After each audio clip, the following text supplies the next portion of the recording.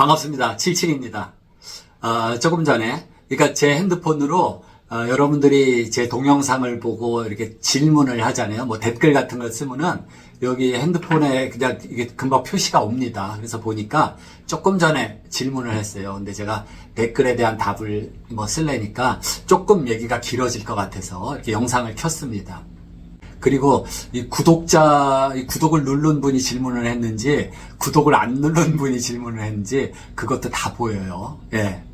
자, 이 질문에 대해서 이제 조언을 드리자면 좀 길어질 것 같아서 영상을 켰는데, 그 내용은, 그러니까 제가 경량 철골 주택에 대해서, 꽤 오래전에 이렇게 영상이 있었던 것 같아요. 그 영상을 보고 질문을 드렸는데, 간략한 요점은 그거예요. 경량 철골 주택이 튼튼한가요? 이렇게 질문을 했는데, 제가 이런 질문을 받으면은 그냥 바로 그냥 막 반사적으로 이런 생각이 들어요. 아니, 튼튼하면 다냐? 예. 요즘 이 건축물 주택은 원체 이렇게 뭐 안전율 같은 거를 그냥 가미를 해가지고 굉장히 튼튼한 그러한 설계가 나오게 됩니다. 그래서 그대로 치면은 뭐 지진이 나도 껐떡없고, 굉장히 튼튼하게 돼요.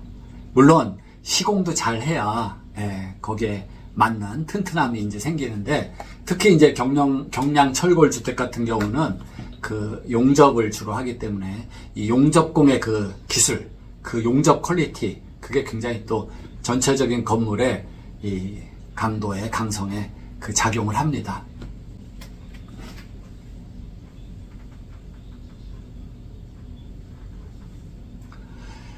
먼저 요즘에 많이 그 시공되는 골조가 뭐예요? 우리나라 뭐 레미콘 이 회사가 가까운데 이제 배처 플랜트가 있으니까 전화 한 통 하면은 그냥 바로바로 다 수급이 되고, 이 철근 콘크리트조도 많이 하죠. 철근 콘크리트조. 그 다음에 또 이제 목조. 목조도 종류가 많잖아요. 이제 2x4 공법이라 해서 경량 목구조. 요게 이제 경량 목조의 그 트러스, 왕드공 트러스, 킹포스트 트러스, 지금 그림인데, 이제 그런 거 목조도 뭐, 지금 경량 목구조, 그 다음에 중목조라 그래서, 포스트 앤 빔이죠. 이 기둥 세우고 보가 가고, 그래서 이게 뼈대가 돼서, 거기에 이제, 또 하는 그런 목조가 있고, 그 다음에 그거랑은 또 조금 다르고, 이 경량 목구조하고도 다른데, 한옥구조가 있고, 그 다음에 이 로그하우스죠. 통나무를 쌓아 올려가지고 하는 로그인데, 그것도 그냥 동그란 통나무 로그하우스도 있고, 요즘에 또 가공을 해요. 그래서 그게 통나무를 단면을 가공해서 그걸 쌓아 올리는 그런 방식도 있고, 그리고 뭐 2x6 같은 것들을 접착해서 하는 그런 통나무 주택도 있고, 이 목조도 종류가 많습니다. 그리고 이제 조적조가 또 있죠. 조적조는 조적하는 거에 따라서 블럭을 쌓을 수도 있고, 일반 세멘트 벽돌로 할 수도 있고, 그 다음에 요즘에 ALC라고 그거 성능 좋아요. 단열도 좋고, ALC 블럭조도 있고. 근데 이제 일반적으로 조적조는 뭐예요? 이 지진이 일어났을 때 횡력에, 지진에 취약한 이러한 구조다 해서 좀 꺼리는 분들도 있는데, 무슨 뭐 4층, 5층 이렇게 질 것도 아니고, 과거에는 지금 다 이제 재개발 허가가 없어졌지만은 구반포라 그러죠. 반포. 거기 현충원에서 조금 나와서 거기 그 반포 시작되는 거기에 그 조적조로 5층짜리 아파트가 거기에 꽉 차 있었어요. 뭐 고압 벽돌이래나. 그런 이 세멘트 벽돌로 5층까지 이렇게 했던 게 그 전에 구반포 주공 아파트가 그렇게도 지었었어요. 근데 뭐 그거 있는 동안에 뭐 지진도 우리나라 잘 안 나지만은 지진 때문에 그 말썽 난 적이 없습니다. 그래서 이 조적조도 예를 들어서 이 순수 조적조, 벽돌조, 그게 뭐 세멘트 벽돌로 했던 소송 벽돌, 빨간 벽돌로 했던 이 벽돌조도 굉장히 멋있습니다. 장점이 많아요. 그리고 이제 가격도 공사비도 좀 저렴하게 할 수 있고, 그런 또 장점도 있습니다. 뭐 그런 것들, 그 다음에 이제 지금 질문하신 이 경량 철골조, 또 비슷한 게 이제 스틸하우스라는 것도 있어요. 제 영상에 찾아보시면 그 스틸하우스도 소개해 놓은 게 있는데, 뭐 좀 차이가 나는 거는 이 안에 뼈대 골조 있죠. 뼈대 골조. 스틸하우스는 여기 그 2x4 공법처럼 이제 목재 대신 이 스터드라 그러죠. 스틸 스터드. 그게 2x4 단면, 2x6 단면, 뭐 2x12 단면, 막 이렇게 큰 것들도 나오고 이게 다 그 아연을 도금한 철판으로 해서 그 스터드가 나와요. 그걸로 뼈대를 구성한 게 스틸하우스고, 이 경량 철골이라는 거는 이 자재 자체가 주로 이제 트러스 같은 데는 뭐 시형강 같은 거 쓰는데, 우리가 그냥 시형강도 표면에 따라서 칼라 시형강 하면은 이 형강 자체에다가 그 방청 도장만 한 거, 연단해서 붉은색이죠. 그런 도장만 한 그 자재가 있고, 그 다음에 아연 도금한 거, 우리가 뭐 파이프 같은 거를 그걸 이제 백관이라 그러는데, 아연도 각관, 아연도 시형강, 이런 걸로도 할 수 있는 겁니다. 그리고 스틸하우스는 그 조인트 부분을 다 이렇게 피스로 조이는 게 기본이고, 경량 철골 주택 같은 경우는 이 조인트 부분, 이 부재와 부재 접합, 이음, 맞춤 이런 데 전부 용접으로 주로 하는 게 경량 철골 주택의 특징입니다.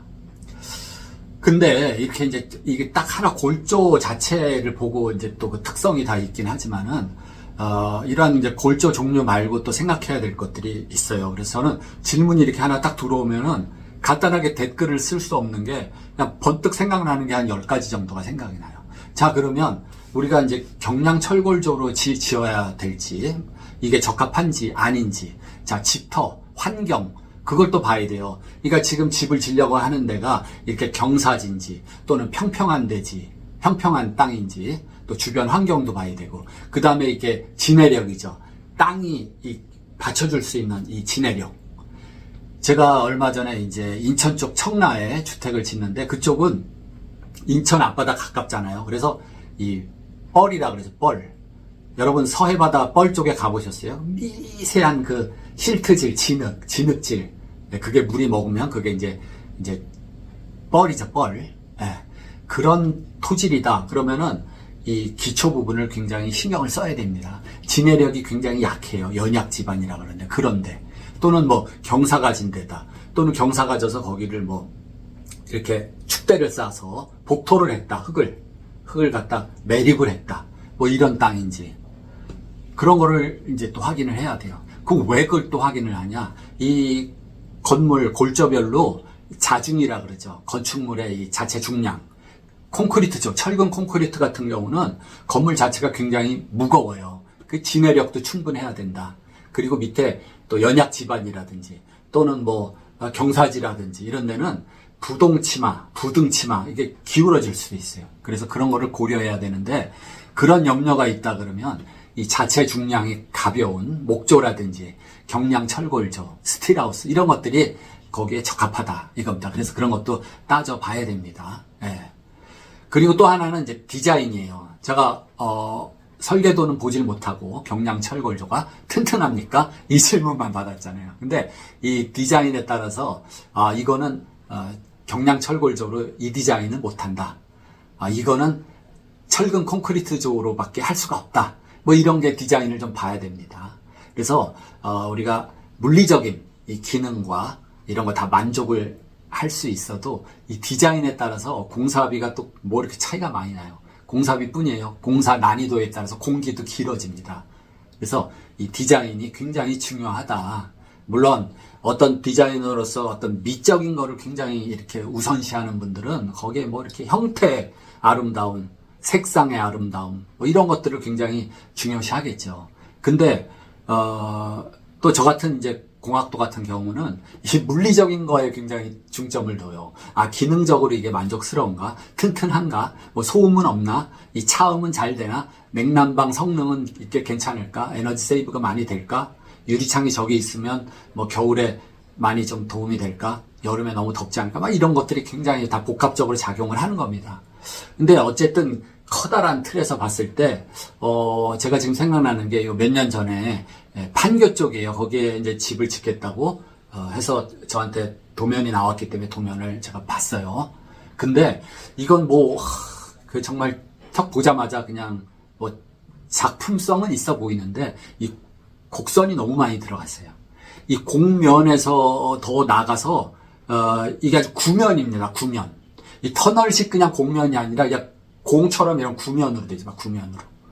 그 집 전체가 다 그런 디자인으로, 예? 지하층부터 해서 예를 들어 뭐 2층, 3층까지 다 그런 곡선과 구면으로 해서 막 원형 구멍이 뚫어져 있고 계단도 막 이렇게 올라가고 거의 뭐, 예?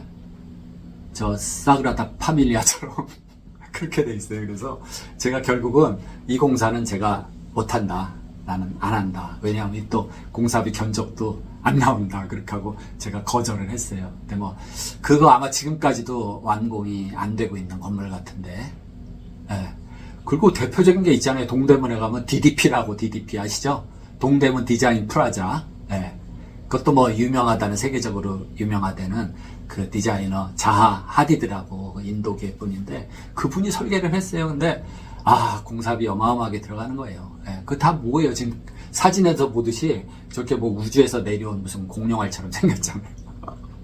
뭐 기능적으로도 그렇고 뭐 디자인적으로 참 이렇게 주목이 가는 그런 멋스러움도 있지만은 공사비가 뭐 이것저것 다 해서 아마 한 5천억, 계속 공사비가 올라갔어요. 5천억 정도 이렇게 들어간 걸로 알고 있습니다. 애초에 예상했던 거에 거의 막 2배 이렇게 들어가는 거예요. 그것도 뭐 A급 시공사가 견적 내고 다 그렇게 시공을 하고 그래도 그렇게 어렵고 힘든 겁니다. 예. 그렇기 때문에 디자인이 굉장히 중요하다. 그러면은 이 경량 철골조로 할 수 있는 거는 그렇게 좀 심플한 거, 곡선 많이 들어가면 안 돼요. 직선으로 이렇게 미국식 목조주택 스타일 그런 정도로 하면은 무난하지 않겠냐 이런 생각이 듭니다. 그러면 대략적으로 이 경량 철골 주택의 장점으로 제가 몇 가지 장점, 단점 또 얘기 드리면은 첫째는 이 자체 중량이 가벼워요. 그게 장점입니다. 가벼우니까 기초도 어떻게 과다하게 하지 않아도 될 것이다. 이게 건물 중량이 무거워지면은 지내력, 땅이 받쳐주는 것도 거기에 합당하게 그 이상의 지내력이 돼야지 꺼지지 않을 거 아니에요. 건물이 100톤인데 지내력이 80톤이에요. 그러면 밸런스가 맞아요. 얘는 100톤인데 얘는 80밖에 못 받쳐주면은 어딘가 꺼져 내려가는 거예요, 이게. 그죠? 평형이 안 되는 거죠, 평형. 우리가 건물에서 가장 구조 설계 기본적으로 하는 거는 그 평형 이상 돼야 돼요, 평형. 예. 그러니까 이거 우리가 기초의 반력이라 그러는데, 반력. 어떤 이러한 기둥이 있다. 뭐 이런 게 내려온다, 기초다. 그러면 이 기초가 하나의 힘이 내려오면 거기에 대한 반력이 있어야 돼요, 반력. 힘의 종류가 뭐 어떤 것들이 있어요. 이 수직력도 있고, 수평력도 있고, 또는 뭐 이렇게 여기에 보가 이렇게 박혀있으면 이렇게 돌아가면은, 또는 기둥이 박혀있으면 기둥이 이렇게 되면 모멘트가 발생하죠. 모멘트. 이게 박혀있다고 봤을 때. 모멘트. 그 모멘트에 대한 또 반력. 이런 것들이 서로 딱 평형이 돼가지고, 그게 어떻게 기울어지면 안 되는 거예요. 그러면 그게 불안정한 집이 되는 거죠. 그렇기 때문에 이 가볍다, 자체 중량이. 그거 장점입니다. 그리고 커다란 공간을 자유롭게 좀 만들 수가 있어요. 예. 우리 뭐 요즘에 우리가 많이 사는 아파트, 이제 벽식 아파트도 철근 콘크리트조도 자, 라멘조라 그래서 기둥이 올라가고 보가 생기고 슬라브를 만들어서 이렇게 뼈대가 된 거는 라멘조라 그러죠. 우리가 포스트 앤 빔. 큰 뭐하고 뭐 작은 뭐 이렇게 해가지고 하여튼 뭐 그런 뼈대가 된 것들은 나머지 공간 활용이 자유롭잖아요. 거기다 커튼월 같은 거, 비내력벽을 설치하면은 공간이 딱딱 막히기도 하고 그런데 이 공사비도 줄이고 뭐 장점이 있겠지만 지금 벽식 아파트 아니에요. 벽 자체가 기둥 역할을 한다. 내력벽이라 그러죠. 그래서 우리가 리모델링 아파트가 리모델링 함부로 할 때 막 벽을 함부로 철거를 하지 못해요. 왜냐하면 걔가 기둥이니까. 생각해보세요. 힘받는 기둥을 뚝뚝 자르면 되겠어요? 안 되잖아요. 그렇기 때문에 걔는 내력벽, 힘받는 생긴 건 넓적해서 벽인데 기둥을 역할한다. 받쳐준다. 예. 근데 경량철골조는 어떻게 돼요? 이러한 이제 트러스 같은 구조를, 트러스도 이제 이 삼각 트러스도 있지만은 또 이 수평으로 가는 트러스도 있어요. 그런 걸 해서 이 기둥 없이 큰 공간을 이제 만들기도 쉽다. 그리고 이 경량철골조는 뭐 이게 가구식, 조립식의 개념이죠. 그렇기 때문에 이 특히 지진에 굉장히 유리합니다. 이 목조도 그렇지만은 트러스가 있고 거기에 또 가세라는 부재가 있어요. 예, 가세가 있기 때문에 얘가 횡력, 이런 옆으로 미는 힘에 풍력, 바람, 그런 그 가세가 버텨주기 때문에 이게 굉장히 강성이 좋다. 그리고 건식공법 조립식에 해당되기 때문에 공사도 빨리 할 수가 있다. 그쵸? 기초만 딱 되면은 그냥 뭐 비가 오나 눈이 오나, 비가 오면 좀 용접하기가 곤란하니까 그렇지. 이제 겨울에 춥던지 상관없이 막 빨리 할 수가 있어요. 시공이 빠르다. 공사 기간이 단축되면 공사비도 이제 덜 들어간다.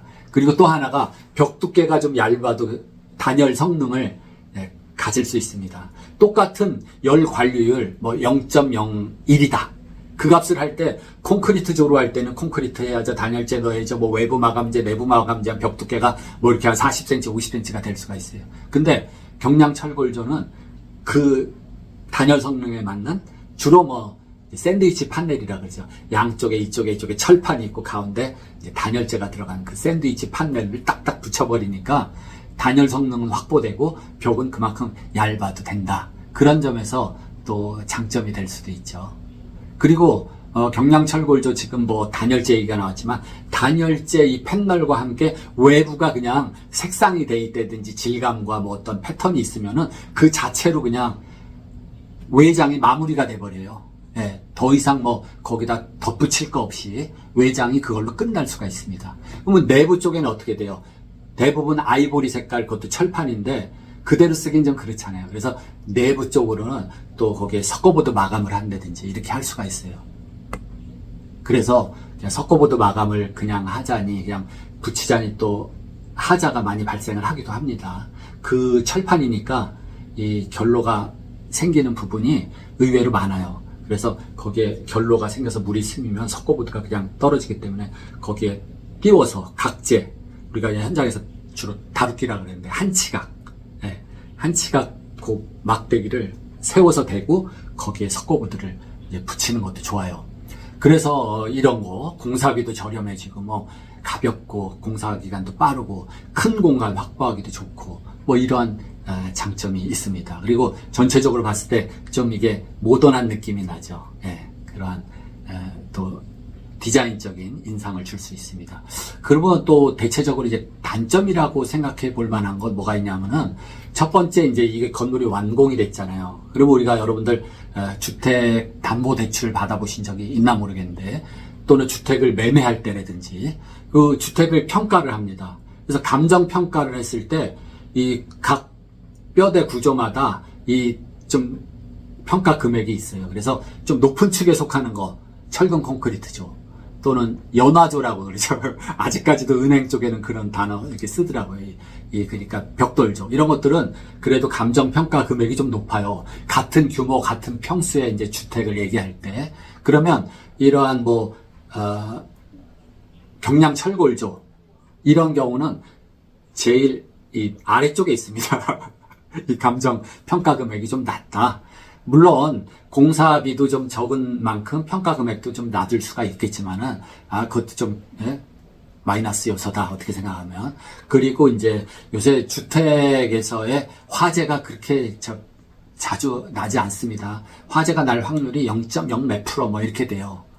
거의 뭐 주택에서 화재는 대체로 원인이 뭐 술 먹고 또는 뭐 부부싸움을 하다가 홧김에 그냥 확 휘발유 뿌려서 불 지르는 그런 거 말고는 거의 뭐 화재가 드물어요. 근데 가끔 요 최근에 아파트 실외기에서 발화가 된 것도 있고 또는 뭐 김치냉장고 뒷부분에 거기에서 또 발화가 된 것도 있고 이런 전자기기에서부터 발화가 돼서 화재가 난 건 있어도 이 주택에서는 거의 화재는 큰 염려는 없다 이렇게 생각을 하시면 돼요. 어쨌든 화재가 났다 그러면 좀 취약하다. 왜냐하면은 이 철근 콘크리트 자체는 뭐예요?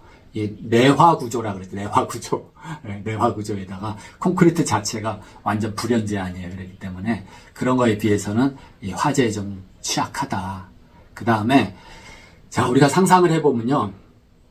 내 피부가 느끼는 그런 어떤 이 온열감하고 이 습도 같은 거 있죠. 그러면 내가 비 오는 날 우산 쓰기가 귀찮아서 제가 예전에 대만에 갈 때 거기 비가 자주 오잖아요. 그래서 이제 우산 쓰고 다니기가 좀 불편할 것 같아서 이제 그 우리 현장에서도 많이 쓰는 그 일회용 우비 있죠. 우비 그거를 하나 가져가 봤어요. 근데 와 날씨도 더운데 그 우비를 입으니까 이 습기가 안 빠져나가잖아요. 그러니까 더 막 이게 기분이 나쁜 거예요. 습기가 있으니까. 요즘에 등산 같은 거 가도 이제 고어텍스라는 게 있잖아요. 그거 뭐냐면 비가 오면 방수는 돼요. 물은 스미지 않는데 이 우리 몸 안에서 발생되는 어떤 습기 같은 거는 방출이 되는 거죠. 그러니까 통습이 돼요. 습기는 왔다 갔다 하는데 비는 막는다. 그래서 우리가 목조주택 같은 거 이런 거 뼈다구 다 해놓고 겉에 OSB 붙이고 거기에 뭘 해요? 이 방습지를 붙이죠. 이제 제품명으로 그 뒷봉사에서 나온 게 뭡니까? 그 타이백인가? 그걸 다 붙여줘요. 그걸로 다 랩핑을 해버려요. 네, 그러면 집안에서는 에어컨디셔닝을 하기 전에는 온도가 올라가는 요소, 습기가 올라가는 요소, 그거 내려가는 법은 없습니다. 뭐 체온이 그렇죠. 우리가 숨을 쉬어도 그렇죠. 땀이 나도 그렇죠. 세탁기가 돌아가도 그렇고, 주방에서 설거지를 해도 그렇죠. 뭐 냉장고 뒤에서도 열기가 나오죠. 다 그런 요소예요. 근데 이런 습기가 많이 나올 때 습기는 바깥으로 방출이 돼요. 그 타입백이라는 그 방습지를 통해서. 근데 비가 올 때는 물은 막을 수가 있다. 우리가 고어텍스도 마찬가지예요.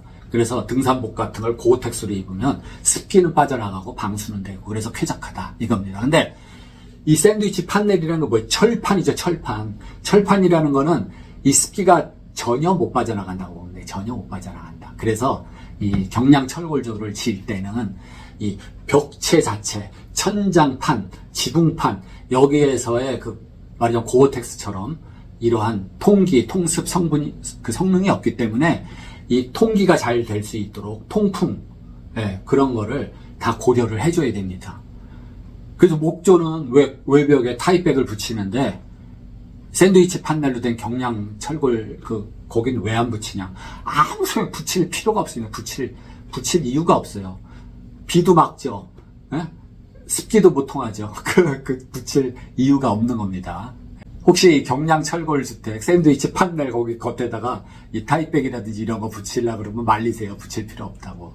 근데 이 스틸하우스는 좀 다르죠. 스틸하우스는 스틸 스터드를 다 세우고, 외부 쪽에 외부용 OSB 붙이고, 내부용 OSB 붙이고, 가운데는 뭐예요? 유리솜이 들어가 있죠. 그리고 외부에 빗물에 의한 어떤 손상이 있으니까 거기에 투습 방수지, 타입백 같은 거를 반드시 붙여주는 거예요. 목조랑 똑같아요. 스틸하우스는. 그렇게 이해를 하시면 됩니다.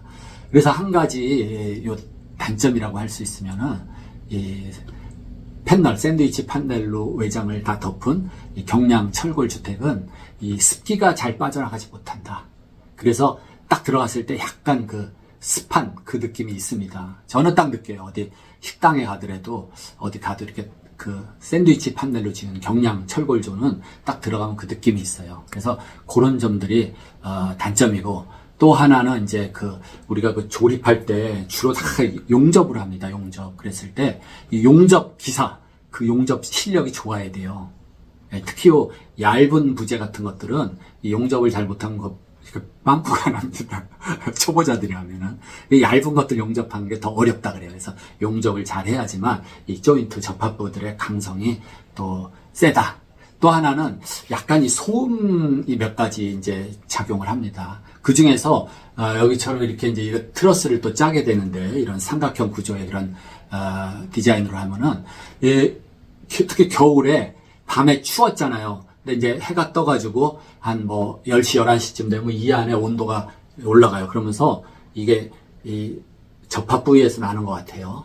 그러니까 이 시형강, 각파이프 이런 것들의 접합 부위 또는 그거랑 샌드위치 판넬하고의 접합 부분, 그런 데서 열에 의한 약간의 움직임으로 인해서 원인인 것 같은데 이렇게 뚜덕뚜덕뚜덕 물 떨어지는 소리 비슷하게 뚝뚝뚝 이런 소리가 이 지붕 안에서 납니다. 그러다가 이제 충분히 데펴지면 또 소리가 안 나요. 그러다가 이제 저녁이 돼서 겨울에 이제 또 해가 떨어지고 이제 온도가 내려가잖아요. 그러면 또 뚜둑뚜둑뚜둑 소리가 나는 게 있어요. 그래서 그런 게 너무 예민한 분들은 그게 문제예요. 그래서 방법은 이 안에다가 여기 이제 골조 안에다가 연질 우레탄 폼을 단열 삼아 또 소음 방지 삼아 한번 뿌려준다든지 그렇게 해보는 것도 괜찮을 것 같아요. 이 뼈대만 경량 철골 뼈대로 하고 이 목조처럼 OSB 판을 붙이고 단열재를 그라스올, 유리솜을 넣는다든지, 연질 폼으로 한다든지, 그렇게도 할 수가 있어요. 근데 그런 것들이 다 뭐예요? 이 공사비에 조금 이 차이가 나기 때문에 그런 거는 이제 또 판단해보고 선택을 해보실 수도 있어요. 제가 요즘에 공사비를 보니까 자재값도 뭐 많이 오르고 그랬는데, 재작년에 제가 양양, 그 강원도죠. 양양에 질 때는 철근 콘크리트 조로 했을 때, 보통 내부는 그냥 요즘에 민영 아파트, 그냥 그런 마감 정도 되고, 그러면 한 500만원 정도 평당, 그 정도, 뭐 전부 다 해가지고, 500만원 정도가 소요되는 것 같아요. 정화조, 뭐 수도 끄는 거, 보일러, 뭐 실내에 들어가는 거, 당연히 뭐 주방도 그렇고, 그래서 전부 다 하면은 평당 한 500만원 정도. 근데 이제 집이 작거나 또 오밀조밀하게 나눠졌다든지, 뭐 작은 평수인데 뭐 욕실이 뭐 한 3개가 있다든지, 그러면 이제 이 단가가 좀 올라가긴 하는데, 웬만하면은 그런 정도의 비용이 들어가더라고요. 근데 또 업자분들은 그러겠네요. 뭐 저 772는 저렇게 알지도 못하면서 저렇게 뭐 말도 안 되는 금액을 저렇게 얘기를 하냐, 요새 한 1000만 원이 들어가는데, 그러실 분도 있어요. 근데 어쨌든 이거 제 경우입니다. 제 경우. 근데 경량 철골조나 뭐 조적조 이런 걸 할 때는 그거보다도 단가가 더, 공사비가 떨어질 수도 있다, 이겁니다. 그래서 제가 결론적으로 다 이렇게 봤을 때는, 자, 어떤 위치, 어떤 환경의 땅에다 질 것이냐, 어떤 규모로 질 거냐, 뭐 단층으로 질 거냐, 뭐 3층으로 질 거냐, 뭐 밑에 또 뭐 차고를 넣을 거냐, 뭐 그런 거, 뭐 어떤 또 디자인으로 어떻게 할 것인가, 그런 것들을 종합적으로 판단을 해야 돼요. 그래서 거기에 맞게 설계도가 나오고, 거기에 맞게 이 경량 철골 주택이 이런 골조가 알맞다 그러면 그걸로 하시면 됩니다. 제가 결론적으로 봤을 때는 경량 철골조 좋습니다. 이거 잘만 디자인해서 지면은 가격도 싸고, 건물 가볍고, 내구성 있고, 유지관리 편하고, 좋습니다. 단열 성능도 좋고, 그렇기 때문에 참고하시기 바랍니다. 마치겠습니다.